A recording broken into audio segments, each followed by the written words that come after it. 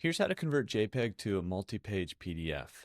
So I created an app called ConvertSave, and it does exactly that. It converts and it saves.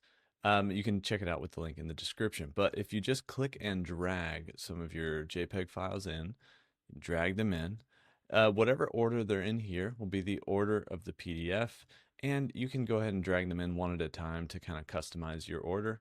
But then under select output, we're going to scroll down and we're going to find PDF and multi-page PDF. Obviously, you're looking to create a multi-page PDF.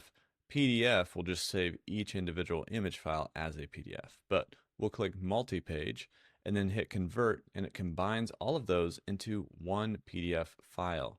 So I have this multi-page PDF. It's going to save it right back where all those files were located, and it's going to name it with whatever the first image name is. And then you can see here we have these different pages inside of this PDF. It's just all these different Hawaiian images that we took on a vacation from a while back.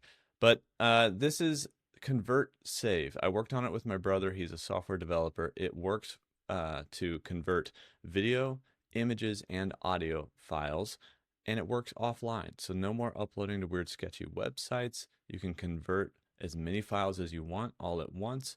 And of course, it does combine images into PDF if you want to. I'm on a Mac right now. It works on Mac, but it also works on Windows. It's a pretty awesome, very simple to use file converter, and you can check it out at convertsave.com or just click one of the links down below. We're working on adding a lot more features to this. We're about to add some really advanced features, especially for image conversion and image manipulation and video and audio, same kind of thing. And then in the future, some more document support, maybe some more PDF control and support as well. And as I'm sitting here, I probably want to make these image files movable so that you can reorganize your PDF pages that you're going to create with this right in here instead of having to click and drag them in. So there's another idea.